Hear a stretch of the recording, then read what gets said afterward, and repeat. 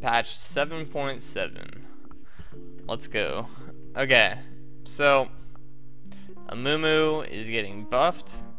15% of all magic damage dealt will now be dealt again as true damage. You do your W ticks more often, which is better if you're going Rylai's, or I think that's about it, or Leandries, or anything that can refresh. And then your R applies the Curse Touch. That's actually really good, like, especially if you have like a LeBlanc on your team, or someone who does a really big chunk of magic damage in a really small amount of time, like you're, Zillion, or anyone who, I'm thinking of characters who just have really big bursts of damage, because then all that damage will be reapplied with 15%, or we'll just do 15% more true damage, and that's actually really big, especially versus tank characters. I don't think this is a buff to Amumu as much as it is a buff to Amumu's teammates, because Amumu will do magic damage and he'll do true damage, but the bigger thing is that he's amplifying all of his teammates. So if you pick Amumu, you're gonna want magic damage on your team. I think this is pretty good. I don't think it'll make him a meta pick, but because I really don't think this is that healthy of a change, to be honest. I think this is kind of just like, let's see if we can jack up his numbers and make Amumu good. So we'll see what it does. I think it'll make him better, but I don't think it'll make him picked that much more, at least in competitive. He'll be picked a lot more in lower elo for sure. Alistar buffs, his passive now heals everybody, and his E does more damage. Not that big. Alistar probably won't be played. He'll probably still just be a pocket pick. I don't even think Alistar's that bad. I think Alistar is the same as he's always been, or at least since his nerfs and slash changes. And yeah, I mean, this is a buff to him for sure. You max E last, and his 4-second less CD gives him better opportunity to engage. Not all of his CDs will be on cooldown after one engage for the next minute. Yeah, 4 seconds is a lot at level 1. I think this will definitely make him better, but it won't make him a priority pick. If it does, then I don't even know what to say, because right now people like Karma and Zyra are just so much better than Alistar. They've got, like, Alistar has the tools to engage, but he doesn't really have a great lane phase, and that's a pretty big problem. Especially since he doesn't have the heal just over and over and over again anymore. Bard, this isn't really a big change. His meeps just do a little more damage with the other chime bonuses.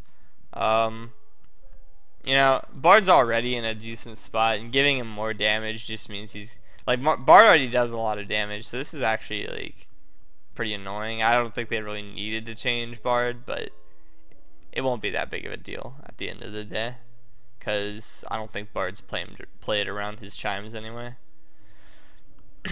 The most interesting changes to me are the Camille changes, because I'm not really sure what's going to happen to her, but I have a guess. So they aren't touching Camille's damage unless you count the duration on her R for magic damage. They're making it so her W doesn't heal off minions or monsters anymore, which is really big, because in her lane phase, a big part of why it was so strong is because she could take harass and then just W herself back to full HP, especially since it's low mana cost. So what I think will happen with this change is that she will have to start Corrupting Potion instead of Doran's Blade, and if that doesn't work, then she'll just be, weaker in lane phase, but she'll still have the same crazy damage and pick potential in the later game.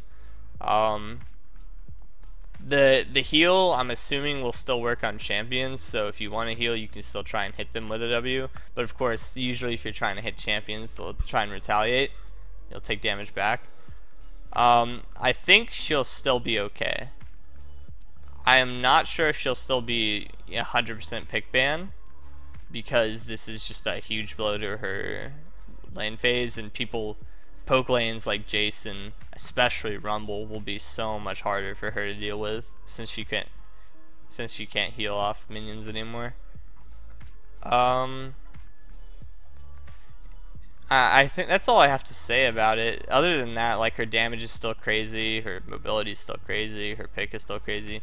Her pick's a little less crazy with the Hextech Ultimatum change, but usually you're killing people pretty quickly when you use it anyway. So the full 4 seconds shouldn't matter that much, at least in the early game, and it scales to the same duration at the later of the game.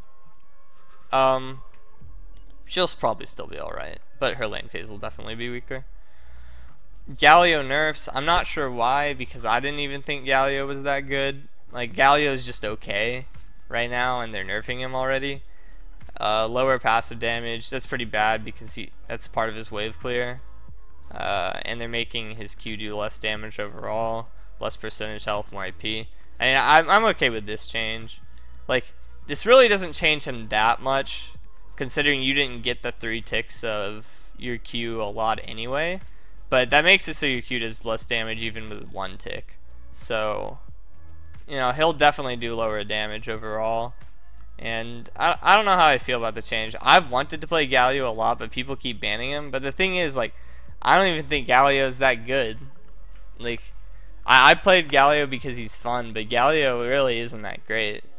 So with Galio nerfs, I'll probably still play him just because he's fun, but he'll definitely be worse than he was. Like, he's basically a worse Maokai pre-nerf. And even now, like, Maokai's alright. Graves nerfs, not to his damage, but they're making him so he doesn't get MR anymore from his E. That's really good for junglers who have help from their mid laner, I guess. If the Graves is invading or something, then he'll take a lot of damage from magic damage, people who come help junglers out, or or he's playing against Elise. Elise probably will be very good against Graves. So this Graves will still be good. I'm pretty sure Graves will still be good. So you can expect more Graves bans. Jarvan changes. Overall, this will give him a lot more HP in team fights. I don't think it'll be enough to make him meta because Jarvan's kind of one-dimensional. But at the same time, I wouldn't be surprised if Jarvan was picked more, just because people seem to like Jarvan. People just like playing Jarvan. I don't know. That's not really the push to make him overpowered, though. Jinx buffs. This doesn't matter that much considering you max Flame Chompers last. This will make it so she can use Flame Chompers twice in a team fight rather than once with 6-second less CD at level 18 at least. So, and assuming that the fight goes on for 10 seconds. It's just a lot more likely for a fight to go on 10 seconds than 16 seconds. Not a bad buff. Jinx is still bad. Kassadin buffs. I'm really scared. I'm really scared for this change because Kassadin's already pretty good. So when you're buffing Kassadin, you're taking a very big risk on making a champion just overpowered. Like, when you're buffing Kassadin, you are treading on thin ice.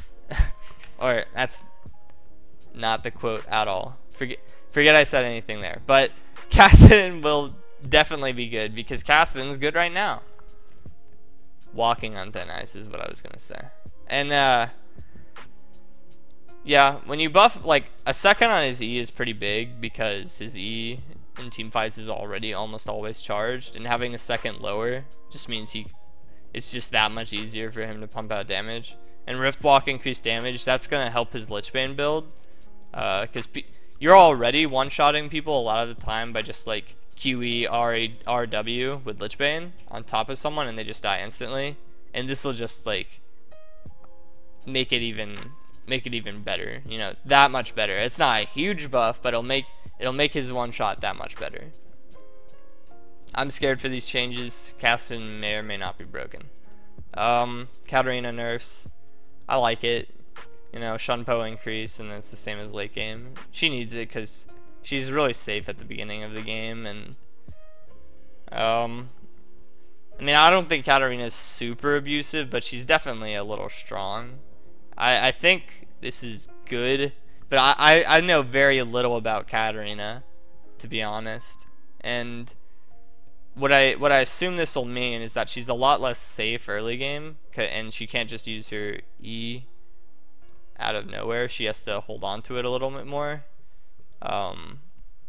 So I'm pretty sure, because the daggers also reset the cooldown based on a percentage, and so we can assume that the daggers will now have a second longer of CD of Shunpo even if she collects a dagger, and which is pretty big, which means she can't just blade waltz on your ass and, you know, kill everyone. So especially in early game, well, only in early game, because in the later game it's the same. And I don't know the maxing order of Katarina either, so I don't know how this affects her mid to late based on her maxing order. Okay, Lux buffs. They're really not that big considering the cooldown's already really low, and usually if you're using your combo, it's for a pick and then it'll be back up by the next pick. But sometimes that's not the case, and that'll help with that. Other than Lux is already, you know, she can be picked if you're a Lux player, but this won't, or this might encourage more Lux players to come out, which I'm not excited for because I don't like Lux to begin with. So this might, you know, surge some Lux players to come out of hiding. Nunu changes, I can't say they're really buffs. They nerfed his health and health regen, but they made it so his passive basically increases every single one of his abilities by 1 rank when you use it with the passive. I don't think that'll be that big, but it'll help his damage out a little bit. Sometimes it'll help his smiting. Sometimes it'll, you know, buff an 80 carry. It's definitely good for Ice Blast, and it's good for, you know, securing Baron with Consume or even Absolute Zero. I'm assuming it'll be mainly used with E and Q because the W just looks so bad with the rank 1 increase. So I'm not really a Nunu player, and I don't like Nunu because he's just abusive. He's like Ivern. He's kind of like Ivern. But there are already Nunu players who play Nunu every now and then, and we'll see if they still play Nunu after this. And I'm assuming they will, because he's relatively the same character, and I think this is a buff. Okay, Rengar nerfs. This is pretty big because now he does 10 less damage per strike, which will mean 20 damage at the early game. That's really big because 20 damage is a lot in the early game. And he gets less attack damage ratio. Rengar will still be picked by Rengar players, but this makes Rengar's clear worse, this makes Rengar's ganks worse, this makes Rengar's scaling worse. Like, everything about Rengar is just nerfed because Q is nerfed. Especially clear speed will be big because Rengar already takes a lot of damage from jungle, and with lower clear time, he will be punished a lot more. Especially by invaders. Like, people like Lee Sin will love playing against Rengar. Rumble nerfs 1 second on Electro Harpoon. Not sure how to feel about this. Like, Rumble's really good right now, and he's sort of abusive, not because of the Electro Harpoon, but because of just the way Rumble is. You know, he can, as long as Rumble can sit in the heat zone and Q and W without going overheated, you know, every now and then he can throw in a harpoon. He'll be abusive. His strength doesn't really rely in the Electro Harpoon, but this will make it so that managing heat is a little harder just because it's a second later and you want to stay in the 50+ zone. So that'll nerf that a little bit. And I guess this is a small nerf to his damage unless you already have 2 harpoons saved up. It won't do anything. Rumble will still be very good. Just making him a little harder. Shaco nerfs, thank God. They're making it so his backstab is a little less AD and gives him an AP ratio, so that'll encourage the Gunblade build. Q no longer has the base damage and no longer has the AP ratio, and it's a longer CD. I've heard from Shaco mains that this is really, really big, and that this is a, you know, gut the champion nerf, so we can only hope that Shaco won't be in the game anymore after this. But if we're being realistic, Shaco will probably still be played by Shaco players, but he'll be 100% less abusive because he'll be doing a lot less damage since you maxed Q first before. You might see Emax Shaco's again, especially with the AP increase, because then you might see Gunblade builds or something like that. That's all I have to say about that. Like, Shaco's just a lot worse now, at least from what I've heard from Shaco players. Syndra bug fixes. Talon nerfs. I like these because you max W first on Talon, and you're getting less base damage from Q for, you know, up until level 10 when you start maxing Q second. And this is nice because Talon does a ridiculous amount of damage, and having 20 less damage on Noxian Diplomacy means less damage on the percentage increase when he's close to you, and so that'll make his early game worse, early to mid game, and then once he maxes it, he'll be the same Talon. But I think the problem with Talon is that his early game damage is really high.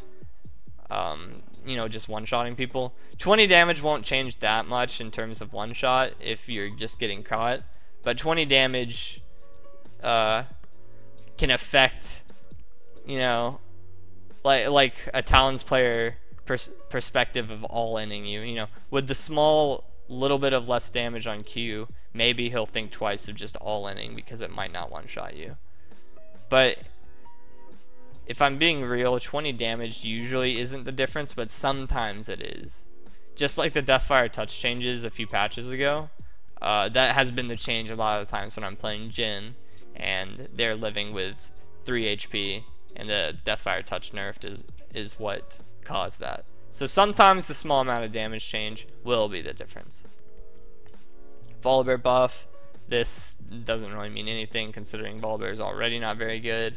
And the bounces of his Thunderclaws was never an issue because usually you're not hitting 8 targets anyway. So I can't say this is very good. Volibear is still going to be the same Volibear. Raptor changes, they're making him do less damage but have less health. Think that I like that because Raptors like shit on you right now if you don't have AoE clear, so this will make them easier for people who have single target damage. You probably still want to go for the Raptors though. And then lifesteal changes, and I think that's it. So this was a pretty long patch. I'm not going over the new characters because I'm waiting for them to come out on live, and that is all. Thanks for watching.